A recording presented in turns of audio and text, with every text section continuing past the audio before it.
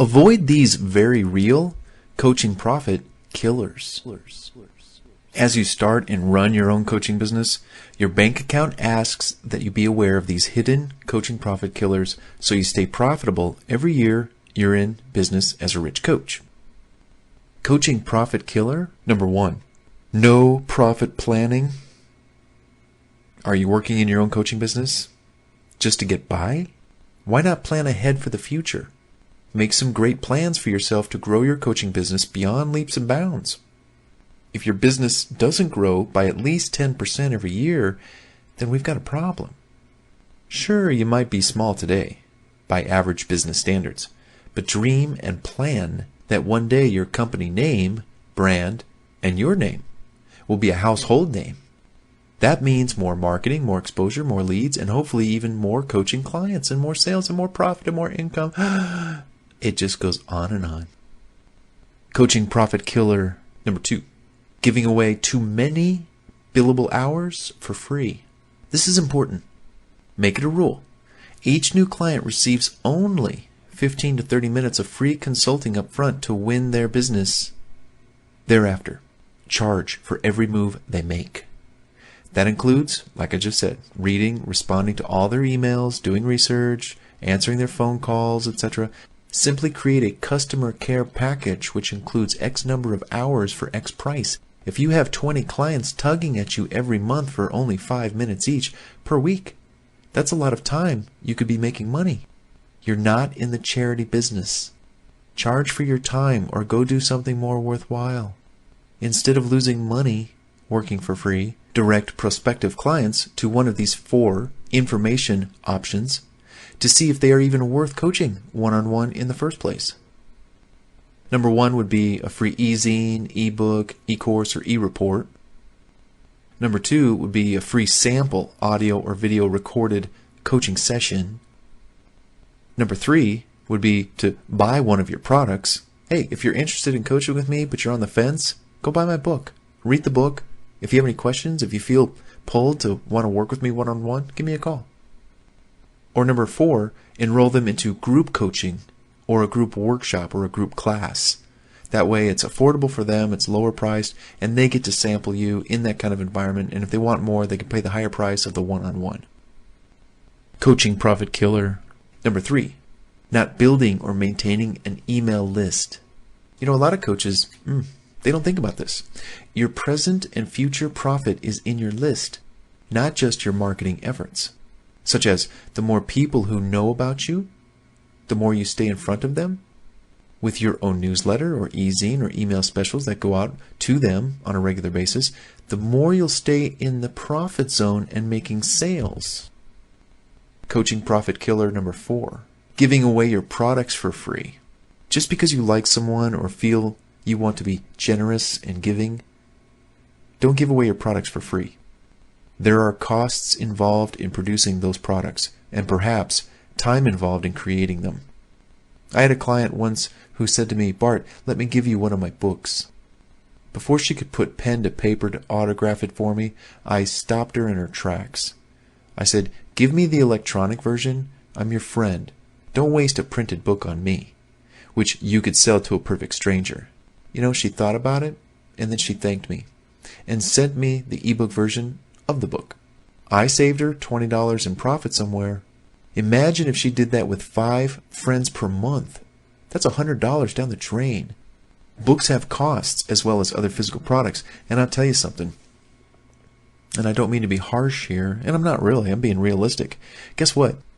Most people who you think you want to send a book to kind of just maybe even juice your own self up, like, hey, I'm going to send you one of my books and you're going to like it and you're going to call me and build me up, blah, blah, blah, whatever. You know, 7 times out of 10, that bombs. Because you could send out these books and guess what? These people have busy lives. They don't have time to read it. If they really want to read it, let them come to you and ask you for it. Don't initiate like, hey, I just published a book. Let me send you a couple copies. I mean, if you got a couple of really close friends, you know, like 3 to 10 max, sure, go for it. But I'm just approaching this as a general rule, do not give your books out to people just because it will make you feel better. You can if you want. I'm not going to stop you. But what's going to happen is that person is going to sit on that book for a week, a couple weeks, a couple months, and you're going to ask them, so what did you think? And they're going to go, oh, I didn't have the time yet, but I will this weekend, or whatever, some other excuse. Literally, I've gone months after sending my friends my books, and I don't hear from them. I put a lot of time in those books. Those books meant something to me. And I guess I just sent it to them and they didn't appreciate it. I'm sure they were very excited to receive it, but books take work to sit down and read if they're going to do it. So I'm just talking out loud. This goes for your audio programs. This goes for even membership sites. I mean, this just goes, the bottom line is, don't give stuff to people unless they come to you begging, crawling, scratching. I said begging. Otherwise, you're really wasting your time and your money and your resources, and these people are not valuing it. They're brushing it aside. Oh, I'll get to that next week. Forget that. This goes back to a whole concept that I think this book really should do for you, and that is to value your time, value your efforts, value your production, and don't give it away. This is business. And if somebody wants to talk to you, wants your knowledge, charge for it. You know, even at the ice cream store, they charge for the little sprinkles that go on top of the ice cream. They charge for a little couple of drops of hot fudge on the ice cream. They charge for every little thing. And so should you as a coach. When you start living by this rule, you're on your way to becoming a rich coach, or you're on your way to discovering if there is actually a paying niche for your coaching passion. Because it's easy to give out free sessions on our passion to people because they'll take it, it's free. But when they have to pay, you know quickly if you've got customers or a market or not. So keep that in mind. Coaching profit killer number 5. Not lowering various service fees and overhead waste. What services are you paying for that are not paying for themselves? Look through your credit card and or your bank statements to find monthly recurring bills that you don't need anymore. Make it your goal to save $50 to $200 a month each year, ongoing, that you're in business, that it's chipping away at your bottom line. What you wind up saving, you'd be better off spending on some online advertisement through Google AdWords or Facebook ads or Twitter ads or LinkedIn. I mean, there's advertising all over the place. But the point is go cut some services. Stop some of that stuff. Stop some of that hemorrhaging of your income. Look through the various services you pay for each month to see if you couldn't knock some of those bills down or get rid of them altogether. Maybe there's a free service you could utilize instead of the paid one. I've actually found some free services that I've said, you know what, I'm not going to pay this for anymore. It's costing me $60 a month. You know, that's $600 a year. I'm going to just buckle down and use the free service. You know, blah, blah, blah. So look at the vendors extracting monthly service fees out of your bank account. Do you need those services anymore? You might have a year to go, but not today. Cleaning up and getting rid of useless services can save you potential hundreds every year. Again, more advertising money. And be mindful when those, let's say it's like an annual service you purchased or an annual contract or commitment, keep in mind those expiration dates. Because when they come around, make sure you jump on them and they don't renew. I've had services that I've forgotten about, and then they renewed, and I woke up one day with, $200, $300, $400 taken out of my bank account. So I had to call them up. I had to talk them into giving me a refund. Ugh, what a headache. Coaching profit killer number 6. Not diversifying your business and selling other products and services. So you offer one product or service, but you don't bother to diversify and sell other stuff to your same list. You already have their attention. Why not sell other products and services to them as well? Doing so will add more money to the bottom line and your profit zone. Coaching profit killer number 7. Not learning new skills. If you can add one new skill to your current skill set at least once a month, once a year, or more frequently, then you can probably look forward to adding new monies and profits to your bottom line.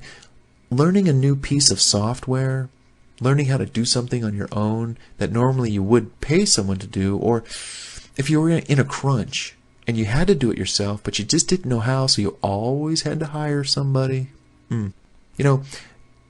Get certified in a new practice or a new coaching discipline. Adding knowledge to your brain is like adding profit potential to your bank account. Do it. Coaching profit killer number 8. Not upselling other products and services. You have their attention at the checkout page, or even at your store, or maybe on the phone. Why not upsell them to something else? For example, you're on the phone with them.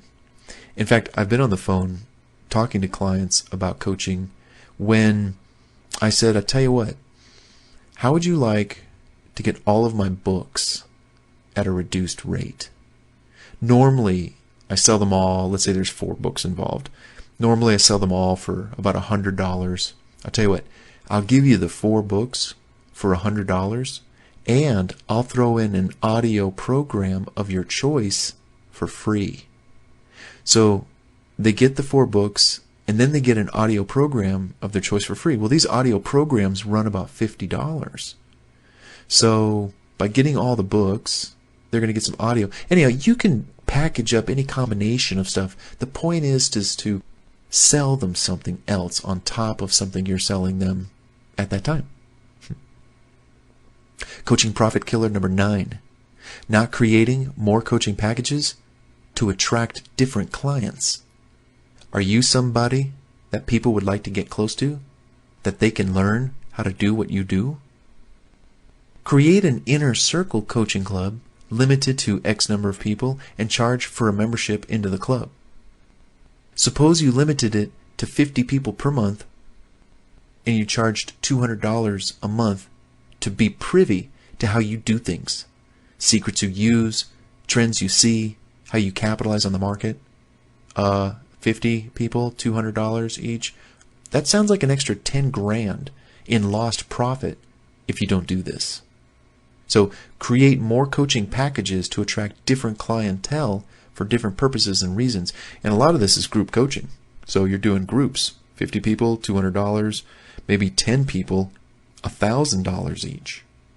You do the math. Coaching profit killer number 10. Ask and you shall receive referrals. If you don't ask your current clients to refer their friends and their family to you, how will you grow your business? Ask and you shall receive.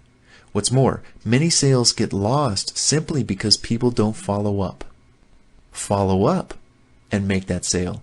Ask, have you looked at my book? Have you looked at the coaching programs? Have you looked at the questionnaire? Have you taken the self-assessment survey? There, that was easy. Simple. Ask. Coaching profit killer number 11. Not having products and group coaching. Have we talked about this enough already? Are you doing it though? Think about it. If you don't have any product to sell as a coach, you're losing out on a bunch of money that could be made when you're coaching and when you're not. Also, if you don't coach in group settings like seminars, workshops, webinars, teleseminars, you could be losing a lot of money. So make sure you take what you know and duplicate yourself in the form of several products. In addition to creating products, start coaching in group formats so you can earn more money for coaching a large number of people at once rather than just coaching one-on-one. Coaching profit number 12. Not hiring an assistant or delegating work to others. Eventually, in order to grow your income, you have to do less work that doesn't make money. Turn that over to someone else and focus your time doing things that make money. What other coaching profit killers can you think of? At least throughout your coaching career, be mindful of those things that can kill your profits, take money away, things that you're not even aware of. Look at your bank statements. Look at what's being taken out. Ooh, what's that? You might even, over the course of a year, add up certain expenses. It's so funny at the end of the year when you do your taxes and you look at how many restaurants you went out to eat at. Seriously. Or how many times did you buy something from a store that you're like, I should not be going to that store that much, or that restaurant, it's just funny when you look at your taxes and you look at your expenditures and you audit yourself and you go, did I really eat that many burritos last year? Did I really go to that place that much? Oh my gosh. And each bill was like $100. So, you spent $3,000 in tacos and nachos, and I'm just exaggerating to make my point, but audit yourself and be mindful. You could be saving between $300 and $3,000 per year on frivolous expenses that you have no business going back more and more. Anyhow, be mindful, watch it, and save money. These are profit killers for coaches and, frankly, anybody, any business. But for us coaches, we want to be mindful of coaching profit killers.